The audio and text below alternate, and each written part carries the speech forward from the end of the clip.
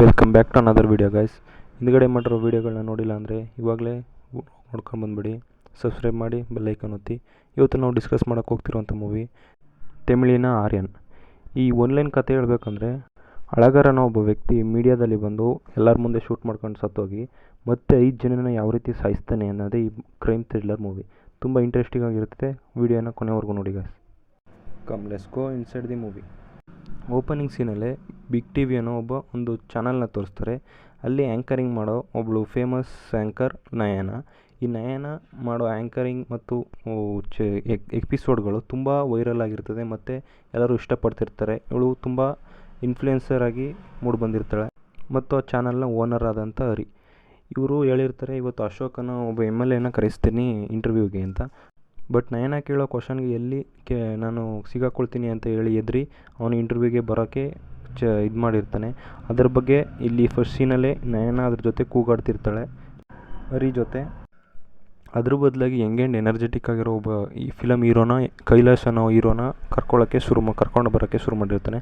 But ಅವನು ಅವಾಗ ಯಾವುದೋ ಫ್ರಾಡ್ ಕೇಸಲ್ಲಿ ಸಿಗಾಕೊಂಡಿರ್ತಾನೆ. ಆ ಇಮೇಜನ್ನು ಡ್ಯಾಮೇಜ್ ಆಗಿರ್ತದೆ, ಅದನ್ನು ಸರಿ ಮಾಡ್ಕೊಳ್ಳೋಕ್ಕೆ ಚಾನಲ್ಗೆ ಬರ್ತಿದ್ದಾನೆ ಅಂತ ಇಲ್ಲಿ ನಯನ ತುಂಬ ಕೂಗಾಡ್ತಾಳೆ. ಯಾಕಂದರೆ ಅವನು ಎಂಥ ಫ್ರಾಡು, ಎಂಥ ರೇಸಿಸ್ಟು ಅಂತೆಲ್ಲ ಗೊತ್ತಿರ್ತದೆ ಅವಳಿಗೆ. ಇದಕ್ಕೋಸ್ಕರ ಅವನ್ನ ಕರೆಸೋದು ಬೇಡ, ನಾವು ಒಳ್ಳೆಯದನ್ನು ಮಾಡೋದಕ್ಕೆ ಮಾತ್ರ ಈ ಚಾನಲ್ನ ಓಪನ್ ಮಾಡಿದ್ದು, ನೀವು ಮರ್ತುಬಿಟ್ಟ ಅಂತ ಎಲ್ಲ ಕೂಗಾಡಬೇಕಾದ್ರೆ ಹರಿ ಬಂದು ಹೇಳ್ತಾನೆ, ಆಯಿತು ನೀನು ಕ್ವಶನ್ಗಳನ್ನ ಕೇಳಿ ಅವನ ಬಾಯಿಂದನೇ ಏನು ಸತ್ಯ ಅಂತ ಬಾಯಿ ಬಿಡಿಸು ಅಂತ ಹೇಳೋದಕ್ಕೆ ನಯನ ಒಪ್ಕೊಳ್ತಾಳೆ. ಇನ್ನೊಂದು ಸೈಡಲ್ಲಿ ಅಲಗಾರ ಅನ್ನೋ ವ್ಯಕ್ತಿನ ತೋರಿಸ್ತಾರೆ. ಅವನು ಕರೆಕ್ಟಾಗಿ ಎಲ್ಲ ಸ್ನಾನ ಮಾಡಿಕೊಂಡು ರೆಡಿಯಾಗಿ ಕೀ ಹಾಕಿ ಮನೆಯನ್ನು ಕ್ಲೋಸ್ ಮಾಡಿ ಎಲ್ಲಿಗೋ ರೆಡಿಯಾಗಿ ಹೋಗ್ತಾ ಇರ್ತಾನೆ ಛತ್ರಿ ಜೊತೆ. ಈ ಕಡೆ 7 ಗಂಟೆಗೆ TV ಶೋ ಶುರು ಆಗುತ್ತೆ. ಈ ಶುರು ಆದಾಗ ಎಲ್ಲ ಸಿಟಿಯವರೆಲ್ಲ ಕೂತ್ಕೊಂಡು ನೋಡೋಕ್ಕೆ ಸ್ಟಾರ್ಟ್ ಮಾಡಿರ್ತಾರೆ. ಇಲ್ಲಿ ಕೈಲಾಸ್ ನಯನ ಕೇಳ್ತಿರೋ ಕ್ವಶನ್ಗಳಿಗೆ ಸ್ಮಾರ್ಟಾಗಿ ಆನ್ಸರ್ ಮಾಡ್ತಿರ್ತಾನೆ. ಆದರೆ ಅಲ್ಲೇ ಕೂತಿರೋ ಅಳಗಾರ್ ಕೈಲಾಶ್ಗೆ ಕ್ವಶನ್ ಕೇಳೋಕ್ಕೆ ಶುರು ಮಾಡ್ತಾನೆ. ಅವನು ಕ್ವಶನ್ ಕೇಳ್ತಾ ಇರಿಟೇಟ್ ಮಾಡ್ತಾ ಅವನ ಹತ್ರ ಸ್ಟೇಜ್ವರೆಗೂ ಬರ್ತಾನೆ. ಅವಾಗ ಕೈಲಾಶ್ ತುಂಬ ಕೋಪಗೊಂಡು ಅವನು ಹೇಳ್ತಾನೆ, ಶೋನ ಇಲ್ಲೇ ಸ್ಟಾರ್ಟ್ ಮಾಡಿ, ಲೈವ್ ಕಾಸ್ಟ್ ಮಾಡಬೇಡಿ, ನಮಗೆ ಇದು ಸಾಕು, ಇದು ತುಂಬ ಅವಮಾನ ಮಾಡಿದ್ದೀರಿ ನೀವು ಅಂತ ಹೇಳಿ ಜಗಳ ಆಡ್ತಾ ಇರ್ತಾನೆ. ಹಂಗೆ ಹೇಳಿದ ತಕ್ಷಣ ಅಳಗಾರ್ ಗನ್ ತೆಗೆದು ಕೈಲಾಶ್ ಕಾಲ್ಗೆ ಶೂಟ್ ಮಾಡ್ತಾನೆ. ಶೂಟ್ ಮಾಡಿ ಇದು ಲೈವ್ ಟೆಲಿಕಾಸ್ಟ್ ಆಗ್ತಾಯಿದೆ ಅಂತ ಹೇಳ್ತಾನೆ. ಹಂಗೆ ಹೇಳಿದ ತಕ್ಷಣ ಅವನೇ ಬಟ್ಟೆ ಕೊಟ್ಟು ಕೈಲಾಶ್ಗೆ ಕಟ್ಕೊಳ್ಳೋಕ್ಕೆ ಅಂತ ಹೇಳ್ತಾನೆ. ಮತ್ತು ಮುಂದೆ ಬಂದು 1 ಗಂಟೆಯಲ್ಲಿ ನಾರಾಯಣ ಏನೋ ಒಬ್ಬ ವ್ಯಕ್ತಿ ಕೊಲೆ ಆಗ್ತಾನೆ. ಅದನ್ನು ಯಾರೂ ತಡೆಯೋದಕ್ಕಾಗಲ್ಲ, ಈ ಲೈವ್ ಟೆಲಿಕಾಸ್ಟು ಕೂಡ ನಿಲ್ಲಬಾರ್ದು, ನಿಂತರೆ ಇಲ್ಲಿ ಈ ಕಡೆ ನಯನನ ಕೊಲ್ಲಬೇಕಾಗುತ್ತೆ ಅಂತ ಹೇಳಿ ಎದುರಿಸ್ತಾನೆ. ಲೈವ್ ನೋಡ್ತಿದ್ದಂಥ DCP ಕಬೀರ್ಗೆ ಫೋನ್ ಮಾಡಿ ಅಳಗಾರ್ನ ಅರೆಸ್ಟ್ ಮಾಡೋದಕ್ಕೆ ಹೇಳ್ತಾರೆ. ಮತ್ತು ಕಬೀರ್ ಈ ಕಡೆಯಿಂದ ಎಲ್ಲ ಕಡೆಯಿಂದ ಹೋಗಕ್ಕೆ ನೋಡ್ತಾನೆ ಒಳಗಡೆ. ಅಳಗಾರ್ ಒಳಗಡೆಯಿಂದನೇ ಲಾಕ್ ಮಾಡಿರ್ತಾನೆ. ಆದರೆ ಅವನಿಗೆ ಕಬೀರ್ಗೆ ಡೌಟ್ ಬಂದಿದ್ದು ಗನ್ ಹೆಂಗೆ ಅವ್ನ ಕೈಗೆ ಬತ್ತು ಅಂತ. ಆದರೆ ತಗೊಂಡೋಗ್ಬೇಕಾದ್ರೆ ಅವ್ನು ಹೋಗಿದ್ದು ಛತ್ರಿ ಜೊತೆ ಮಾತ್ರ. ಕಬೀರ್ ಅಳಗಾರ್ ಜೊತೆ ಮಾತಾಡೋದಕ್ಕೆ ನಯನಿಗೆ ಫೋನ್ ಮಾಡ್ತಾನೆ. ಬಟ್ ಅಳಗಾರು ಅಲ್ಲೇ ಸ್ವಿಚ್ ಆಫ್ ಮಾಡಿ ಎಲ್ಲ ಮೊಬೈಲ್ನು ಅಂತ ಹೇಳಿ ಅವ್ನ ಮೊಬೈಲ್ನು ಕೂಡ ಸ್ವಿಚ್ ಆಫ್ ಮಾಡಿಸ್ತಾನೆ. ಕಬೀರು ಇದನ್ನು ತಿಳ್ಕೊಂಡು ಇವ್ನಿಗೇನು ಡಿಮ್ಯಾಂಡ್ಸ್ ಇಲ್ಲ ಅಂತೇಳಿ 4 ಟೀಮ್ ಮಾಡಿ ಒಳಗಡೆ ನುಗ್ಗೋಕ್ಕೆ ನೋಡ್ತಾನೆ. ಈ ಕಡೆ ನಯನ ಕೇಳೋ ಕ್ವಶನ್ಗಳಿಗೆ ಸ್ಮಾರ್ಟಾಗಿ ಆನ್ಸರ್ ಮಾಡೋಣ ಅಂತ ತಯಾರಾಗಿ ಅಳಗಾರ್ ಕೂತಿರ್ತಾನೆ. ಮತ್ತು ಅವನು ಬರೆದಿರೋಂಥ ಪುಸ್ತಕಗಳ ಬಗ್ಗೆ ಹೇಳ್ತಾನೆ. ನಾನೊಬ್ಬ ರೈಟರ್, ಇಷ್ಟಿಷ್ಟು ಪುಸ್ತಕಗಳು ಬರೆದಿದ್ದೀನಿ ಅಂತ ಅಳಗಾರ್ ಹೇಳ್ಕೊಳ್ತಾನೆ. ಇವನ ಪ್ರೊಡ್ಯೂಸರ್ ಹೇಳಿರ್ತಾನೆ, ನಿಮಗೆ ಕ್ರಿಯೇಟಿವಿಟಿ ಇಲ್ಲ, ನೀನು ಬರೀ ಪುಸ್ತಕಗಳು ಚೆನ್ನಾಗಿಲ್ಲ ಅಂತ ಹೇಳಿರ್ತಾನೆ. ಇದರಿಂದ ಅವನು ತುಂಬ ಡಿಪ್ರೆಸ್ ಆಗಿರ್ತಾನೆ. ಇದಕ್ಕೋಸ್ಕರ ಅವನು ಒಳ್ಳೆ ಕ್ರೈಮ್ ಪ್ಲ್ಯಾನ್ ಮಾಡಿ ಒಳಗಡೆ ಬಂದಿರ್ತಾನೆ. ಮತ್ತು ಇವತ್ತು ನಾರಾಯಣ ಎಂಬ ವ್ಯಕ್ತಿ ಕೊಲೆ ಆಗ್ತಾನೆ. ಮತ್ತು ಇದನ್ನು ಬಿಟ್ಟು ಇನ್ನೂ 5 ವ್ಯಕ್ತಿಗಳು ಕೊಲೆ ಆಗ್ತಾರೆ. ಇದನ್ನು ಯಾರೂ ತಡೆಯೋದಕ್ಕಾಗಲ್ಲ. ಅದೇ ಈ ಸೈಡ್ ಬಂದರೆ ಹರಿ ಮತ್ತು ಕಬೀರು ಸೇರಿಕೊಂಡು ನಾರಾಯಣನವ್ರ ಆಡಿಯನ್ಸು ಒಳಗಡೆ ಯಾರು ಬಂದಿದ್ದಾರೆ ಅಂತ ಚೆಕ್ ಮಾಡ್ತಾ ಹೋಗ್ತಾರೆ. ಎಲ್ಲ ಚೆಕ್ ಮಾಡಿದ್ಮೇಲೆ ಗೊತ್ತಾಗುತ್ತೆ ನಾರಾಯಣನವ್ನು ಬೇರೆ ವ್ಯಕ್ತಿ ಯಾರೂ ಅಲ್ಲ, ಅವನೇ ಅಳಗಾರ್. ಇವನು ಇಬ್ಬರು ಸೇಮ್ ವ್ಯಕ್ತಿ ಅಂತ ಗೊತ್ತಾಗುತ್ತೆ.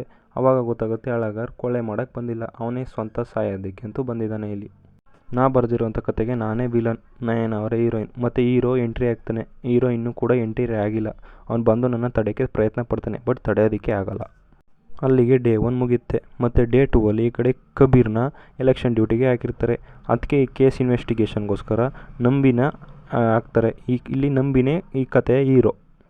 ಈ ಕಡೆ ನಂಬಿನ ತೋರಿಸ್ತಾರೆ. ಈ ಕಡೆ ನಂಬಿ ಅವ್ನ ಫ್ಯಾಮಿಲಿ ಕೋರ್ಟ್ಗೆ ಬಂದಿರ್ತಾನೆ ಅವ್ನ ಹೆಂಡತಿ ಜೊತೆ. ಅವ್ನ ಹೆಂಡತಿಗೆ ಇವನಿಗೆ ಡೈವರ್ಸ್ ಬೇಕಿರುತ್ತೆ. ಬಟ್ ನಂಬಿ ಬೇಡ ಅಂತ ಹೇಳ್ತಿರ್ತಾನೆ. ಆದರೆ ಜಡ್ಜ್ 3 ದಿನ ಟೈಮ್ ಕೊಟ್ಟು ಕಳಿಸ್ತಾರೆ. ಅದೇ ಹೊರಗಡೆ ಬಂದಾಗ DCP ಫೋನ್ ಮಾಡಿ ಎಲ್ಲನೂ ಹೇಳ್ತಾನೆ ಕೇಸ್ ಬಗ್ಗೆ. ಹೇಳೋದಕ್ಕೆ ಇವನು ಇನ್ವೆಸ್ಟಿಗೇಷನ್ ಶುರು ಮಾಡ್ತಾನೆ ನಂಬಿ. ಹಾಗೆ ನಂಬಿ 6 ವರ್ಷಗಳ ಹಿಂದೆ ಫ್ಲ್ಯಾಶ್ ಬ್ಯಾಕ್ ಹೋಗ್ತಾನೆ. ಯಾವ ರೀತಿ ಇನ್ವೆಸ್ಟಿಗೇಷನ್ ಮಾಡ್ಬೇಕಾದ್ರೆ ಅನಿತಾ ಫಾರೆನ್ಸಿಕ್ ಟೀಮ್ ಮೇಲೆ ಕೆಲಸ ಮಾಡ್ತಾ ಇವಳ ಮೇಲೆ ಲವ್ ಆಗ್ತು. ಮತ್ತು ಅವರಿಬ್ಬರು ಮದುವೆ ಆಗಿರ್ತಾರೆ. ಮತ್ತು ಭಿನ್ನಾಭಿಪ್ರಾಯ ಬಂದರಿಂದ 6 ವರ್ಷಗಳಾದಮೇಲೆ ಮತ್ತೆ ಡಿವೋರ್ಸ್ಗೆ ಅಪ್ಲೈ ಮಾಡಿರ್ತಾರೆ. ಇದನ್ನೆಲ್ಲ ನೆನಪು ಮಾಡಿಕೊಂಡು ಅಂಬಿ ಅಳಗಾರ ಮನೆಗೆ ಬಂದಿರ್ತಾನೆ. ಅಲ್ಲಿ ನಂಬಿಗೆ ಏನೂ ಸಿಗಲ್ಲ. ಆದರೆ ಅಳಗಾರ ಸುಟ್ಟಾಕಿರೋ ಸ್ವಲ್ಪ ಕೆಲವು ಪುಸ್ತಕಗಳು ಸಿಗ್ತವೆ ನಂಬಿಗೆ. ಆದರೆ ಅಳಗಾರ್ಗೆ ಒಬ್ಬ ಮಗ ಇರ್ತಾನೆ. ಆದರೆ ಈ ಅಳಗಾರ್ ಕೊಲೆ ಮಾಡ್ತೀನಿ ಅಂತ ಹೇಳಿರೋದ್ರಿಂದ ಅವನ ಮಗ ಕೂಡ ಪೊಲೀಸಿಂದ ತಪ್ಪಿಸ್ಕೊಂಡು ಓಡಾಡ್ತಿರ್ತಾನೆ. ಮತ್ತೆ ನಂಬಿ ನಯನನ ಮೀಟ್ ಮಾಡೋಕ್ಕೆ ಅಂತ ಹೋಗ್ತಾನೆ. ಅವಾಗ ನಯನ ಹೇಳ್ತಾರೆ, ಅಳಗಾರ್ ಹೇಳಿದೆ ನಮ್ಮ ಹೀರೋ ಇನ್ನೂ ಎಂಟ್ರಿ ಆಗಿಲ್ಲ ಅಂತ, ಆ ಹೀರೋ ನೀವೇ ಇರಬೇಕು ಅಂತ ಹೇಳ್ತಾನೆ. ಈ ಕಡೆ ಅಳಗಾರ್ ಎಲ್ಲ ಸರ್ಕಲಲ್ಲಿರುವಂಥ LED TVಗಳನ್ನ ಹ್ಯಾಕ್ ಮಾಡಿ ಯಾರನ್ನ ಕೊಲೆ ಮಾಡ್ತೀನಿ ಅಂತ ಹೆಸರು ಹೇಳಿ ಬಿಟ್ಟಿರ್ತಾನೆ. ಅಳಗಾರ್ ಅಶೋಕನ ಹೆಸರನ್ನ ಹೇಳಿರ್ತಾನೆ. ಈ ಕಡೆ ಎಲ್ಲ ಅಶೋಕನವರು ಗಾಬರಿಯಾಗಿ ಅಲರ್ಟ್ ಆಯ್ತಾ ಇರ್ತಾರೆ. ಅಶೋಕನ ಒಬ್ಬ MLA ಕೂಡ ಇರ್ತಾನೆ. ಆ ಮಿನಿಸ್ಟ್ರನ್ನ ನಂಬಿ ಅಲರ್ಟ್ ಮಾಡಿ ತುಂಬ ಸೆಕ್ಯೂರಿಟಿಗಳನ್ನ ಕೊಡ್ತಿರ್ತಾನೆ. ಆದರೆ ಈ ಕಡೆ ಅಶೋಕನ ಒಬ್ಬ ಸೆಕ್ಯೂರಿಟಿ ಗಾರ್ಡ್ನ ತೋರಿಸ್ತಾರೆ. ಆ ಸೆಕ್ಯೂರಿಟಿ ಗಾರ್ಡ್ ಒಬ್ಬ ಕಾಯಿನ್ ಬೂತಲ್ಲಿ ಹೋಗಿ ಅವ್ರ ಮನೆಗೆ ಫೋನ್ ಮಾಡಿರ್ತಾನೆ. ಅವಳ ಮಗಳು ಮತ್ತು ಅಳಿಯ ಊಟ ಮಾಡ್ತಿದ್ರು ಕೂಡ ಫೋನ್ ಎತ್ತಿರಲ್ಲ. ಈ ಫೋನ್ ಅದೇ ಥರ ರಿಂಗ್ ಆಗ್ತಿರ್ತದೆ. ಆಮೇಲೆ ಅವಳ ಮೊಮ್ಮಗಳು ಬಂದು ಎತ್ತಾರೆ. ಎತ್ತಿದ ತಕ್ಷಣ ಈ ಕಡೆ ಬ್ಲಾಸ್ಟ್ ಆಗುತ್ತೆ. ಆ ಬ್ಲಾಸ್ಟಲ್ಲಿ ಅಶೋಕ ಸಾಯ್ತಾನೆ. ಅಳಗಾರ್ ಸತ್ತ ಮೇಲೂ ಒಂದು ಕೊಲೆ ಮಾಡಿದ್ದಾನೆ ಅನ್ನೋದು ಎಲ್ಲರಿಗೂ ಶಾಕ್ ಆಗುತ್ತೆ.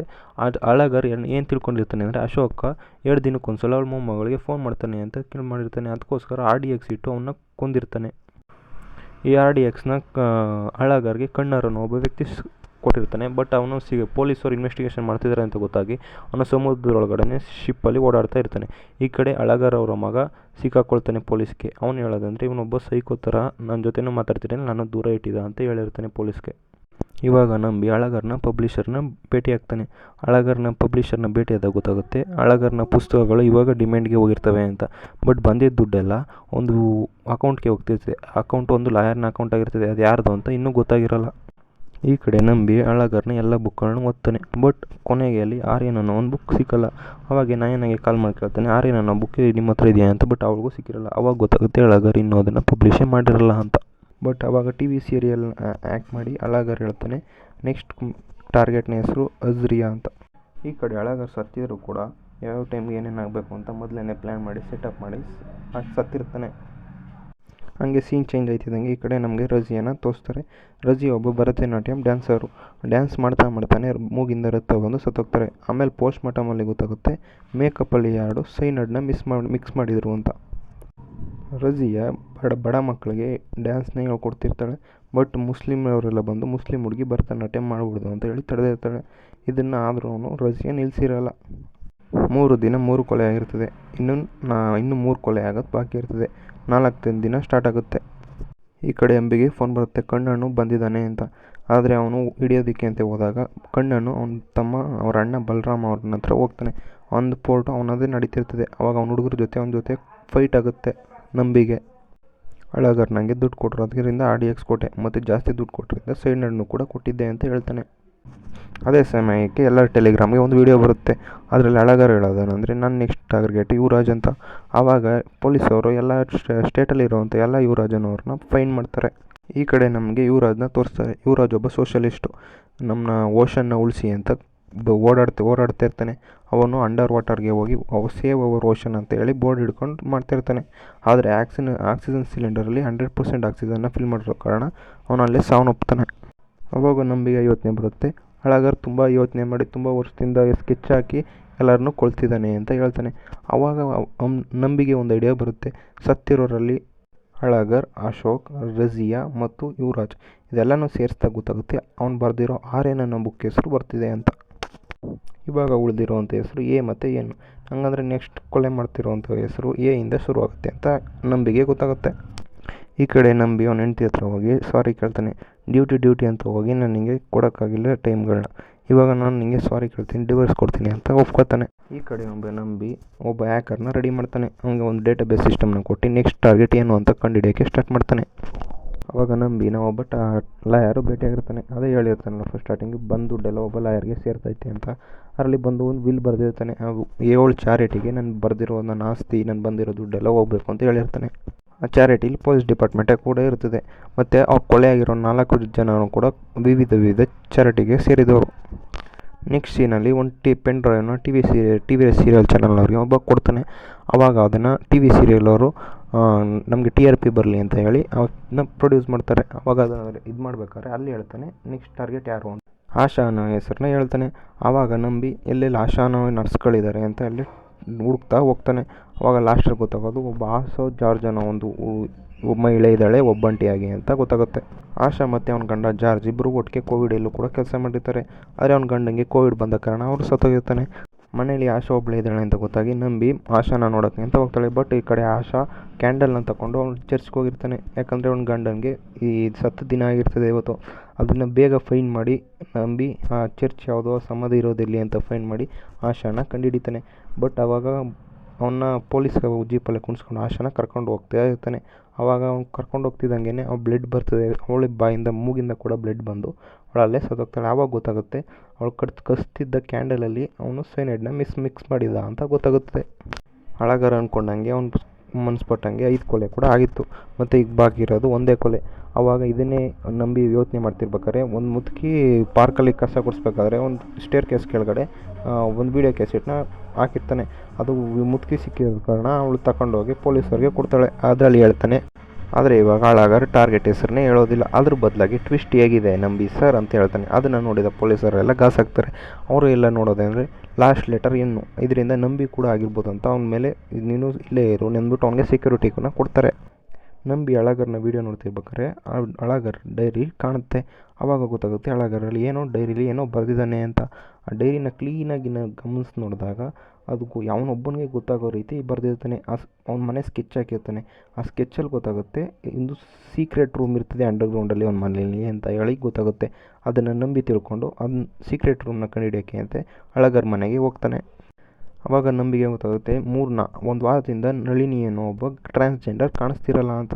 ಅವ್ನ ಕ್ಲೈಮ್ಯಾಕ್ಸ್ ಪ್ರಕಾರ ಟ್ರಾನ್ಸ್ಜೆಂಡರ್ ಆಗಿರೋ ನಳಿನಿ ಕೊಲೆ ಆಗ್ತಾಳೆ ಕ್ಲೈಮ್ಯಾಕ್ಸಲ್ಲಿ ಅಂತ ಹೇಳಿರ್ತಾನೆ. ನಂಬಿ ಸೀಕ್ರೆಟ್ ರೂಮ್ಗೆ ಹೋಗೋದಾರೇನೆ ಹುಡುಕ್ತಾನೆ, ಮತ್ತು ಆ ಸೀಕ್ರೆಟ್ ರೂಮ್ ಒಳಗಡೆ ಹೋಗ್ತಾನೆ. ಆದರೆ ಮಿಸ್ ಆಗಿ ಒಂದು ಗ್ಲಾಸ್ ಬಾಕ್ಸ್ ಒಳಗಡೆ ನಿಂತ್ಬಿಡ್ತಾನೆ. ಆವಾಗ ಅಳಗರ್ ಲೈವ್ಗೆ ಬರ್ತಾನೆ. ಅದೇ ಅಳಗರ್ ಹೇಳೋದೇನೆಂದರೆ, ನೀವು ಬೆಳಿಗ್ಗೆ ಸಿಕ್ಕಿದ್ದು ವೀಡಿಯೋ ಟ್ರ್ಯಾಪು, ನಾನೇ ಟ್ರ್ಯಾಪ್ ಮಾಡಿ ನಿಮ್ಮ ಸಿಕ್ಕಿದ್ದು, ಇವಾಗ ಎನ್ನಿಂದ ಬರೋ ನಂಬಿ ನೀನೇ ಸಾಯೋದು ಅಂತ ಹೇಳಿ ಅವ್ನ ವಾಟರ್ನ ಬಾಕ್ಸ್ ಒಳಗಡೆ ತುಂಬಿಸ್ತಾ ಹೋಗ್ತಾನೆ. ಆವಾಗ ನಂಬಿ ಗ್ಲಾಸ್ನ ಹೊಡ್ಕೊಂಡು ಹೊರಗಡೆ ಬರ್ತಾನೆ. ಹೊರಗಡೆ ಬಂದಾಗ ಅವ್ನಿಗೆ ಗೊತ್ತಾಗುತ್ತೆ ಎಷ್ಟು ಸುಲಭವಾಗಿರೋ ಗ್ಲಾಸ್ ಹಾಕಿದ್ದೀನಿ ಅಂದರೆ ಅವ್ನ ಟಾರ್ಗೆಟ್ ನಳಿನಿನೇ ಅಂತ. ಆವಾಗ ಸುತ್ತ ಎಲ್ಲ ನೋಡಬೇಕಾದ್ರೆ ಒಂದು ಕಡೆ ಮಾತ್ರ ನೀರು, ಒಂದು ಕಡೆ ಸೈಡಲ್ಲಿ ಹೋಗ್ತಿರ್ತದೆ. ಆವಾಗ ಏನೋ ಕೆಳಗಡೆ ಇದೆ ಅಂತ ಗೊತ್ತಾಗಿ ಅಲ್ಲಿ ನಳಿನಿ ಇರೋದನ್ನು ಕಂಡು ನಳಿನಿನ ಕಾಪಾಡ್ತಾನೆ. ಆವಾಗ ಅಲ್ಲಿ ಗೊತ್ತಾಗುತ್ತೆ ನಳಿನಿಗೆ ದಿನವರೆಗೆ ಎಷ್ಟು ಆಕ್ಸಿಜನ್ ಬೇಕು ಅಷ್ಟೇ ಆಕ್ಸಿಜನ್ನ ಸಪ್ಲೈ ಮಾಡ್ತಾ ಇರ್ತಾನೆ ಅಳಗರ್. ಕೊನೆಗೂ ಒಬ್ಬಳನ್ನ ಉಳಿಸಿದ್ದೀವಿ ಅಂತ ಪ್ರೆಸ್ ಮೀಟ್ನ ಅರೇಂಜ್ ಮಾಡ್ತಾರೆ. ಇಲ್ಲಿ ಅವನ ಉದ್ದೇಶ ಏನಾಗಿತ್ತು ಅಂದರೆ ಅವ್ನು ಕೊನೆ ಮಾಡಿರೋ 5 ಜನನು ಬೇರೆ ಬೇರೆ ಜಾಗದಲ್ಲಿ ಕೆಲಸ ಮಾಡ್ತಿದ್ದು. ಬಟ್ ಅವ್ರಿಗೆ ಯಾವುದೇ ಥರ ಇದು ಸಿಕ್ಕಿರಲ್ಲ, ಏನಂದರೆ ನೇಮು ಐಡೆಂಟಿಟಿ ಕೂಡ ಸಿಕ್ಕಿರಲ್ಲ, ಜನಗಳಿಂದ ಗುರುತಿಸೋಕೆ ಕೂಡ ಆಗಿರೋದಿಲ್ಲ. ಈ ಥರ ಗುರುತಿಸೋಕ್ಕಾಗದಿರೋ ಕಾರಣ ಅವನು ಕೊಲೆ ಮಾಡಿ, ಆ ಕೊಲೆ ಮಾಡಾದಮೇಲೆ ಇವರು ಈ ಥರ ಬದುಕ್ತಿದ್ರು, ಈ ಥರ ಬದುಕಿದ್ರು ಅವರು ಅಂತ ಹೇಳ್ತಾನೆ. ಆವಾಗ ಗೊತ್ತಾಯಿತು ಅಳಗರ್ ಇವ್ರ ಜೊತೆ ಎಲ್ಲ ಮೊದಲಿಂದನೇ ಓಡಾಡ್ತಾ ಇದ್ದ ಅಂತ. ಅದರಿಂದ ಇವರು ಡೈಲಿ ಆ್ಯಕ್ಟಿವಿಟೀಸು ಯಾವಾಗ ಏನೇನು ಮಾಡ್ತಾರೆ ಅಂತ ಮೊದಲೇ ಗೊತ್ತಾಗಿತ್ತು. ಅದರಿಂದ ಇವ್ರಿಗೆ ಸಹಾಯ ಮಾಡೋಕ್ಕೆ ಯಾರೂ ಬರಲಿಲ್ಲ. ಇವರು ಸತ್ತ ಮೇಲೆ ಗೊತ್ತಾಗುತ್ತೆ ಇವ್ರು ಯಾರು ಏನು ಅಂತ ಹೇಳಿ ಅಂದ್ಬಿಟ್ಟು ಸಾಯಿಸಿರ್ತಾನೆ ಎಲ್ಲರನ್ನು. ಕೊನೆಗೆ ನಯನ ಮತ್ತು ನಂಬಿ ಕೂತ್ಕೊಂಡು ಡಿನ್ನರ್ ಮಾಡ್ತಿರ್ತಾರೆ. ಆವಾಗ ನಯನ ಕೇಳ್ತಾಳೆ ಅಳಗರ್ಗೆ ಹೆಂಗೆ ಗೊತ್ತಿತ್ತು ನಂಬಿನೇ ಬರ್ತಾನೆ ಕೇಸ್ ಇನ್ವೆಸ್ಟಿಗೇಷನ್ಗೆ ಅಂತ ಗೊತ್ತಾದಾಗ ಅಂತ ಕೇಳ್ತಾನೆ. ಆವಾಗ ಗೊತ್ತಾಗುತ್ತೆ ಆರ್ಯನ್ ಅನ್ನೋ ಒಂದು ಬುಕ್ಕು ಸಿಗ್ತದೆ ಅವನಿಗೆ ನಂಬಿಗೆ. ಆವಾಗ ಅದನ್ನು ಓದಿದಾಗ ಗೊತ್ತಾಗುತ್ತೆ ಅವನಿಗೆ ಅಳಗರು ಈ ನಂಬಿನ ಬಂದು 6 ಇಯರ್ಸಿಂದ ಫಾಲೋ ಮಾಡ್ತಾ ಇರ್ತಾನೆ. ಅವನು ಏನು ಇನ್ವೆಸ್ಟಿಗೇಷನ್ ಏನು ಮಾಡ್ತಾನೆ ಅಂತ ಇವನು ಕೂಡ ಟಾರ್ಗೆಟಾಗಿ ಇಟ್ಕೊಂಡಿರ್ತಾನೆ. ಅಲ್ಲಿ ಆರ್ಯನ್ ಅನ್ನೋ ಪ್ರತಿ ಲೆಟ್ರಿಗೂ ಎಲ್ಲನೂ ಬರೆದಿರ್ತಾರೆ. ಬಟ್ ಏನಿಗೆ ಕ್ವಶನ್ ಮಾರ್ಕ್ ಹಾಕಿರ್ತಾನೆ. ಇದೇ ಕೊನೆಯ ಮೂವಿಯ ಕೊನೆ scene. Thanks for watching friends. ಇದು ವಿಡಿಯೋಯಿಂದ ನಿಮ್ಗೇನು ಅರ್ಥ ಆಯಿತು, ಎಕ್ಸ್ಪ್ಲನೇಷನ್ ಯಾವ ಥರ ಇದೆ ಅಂತ ಹೇಳಿ, ಮತ್ತು ಸಬ್ಸ್ಕ್ರೈಬ್ ಮಾಡಿ, ಬೆಲ್ ಐಕನ್ ಒತ್ತಿ, ಮತ್ತು ಯಾವ ಮೂವಿಯನ್ನು ಎಕ್ಸ್ಪ್ಲೇನ್ ಮಾಡಬೇಕು ಅಂತ ಕಮೆಂಟ್ ಸೆಕ್ಷನಲ್ಲಿ ಪಿನ್ ಮಾಡಿ.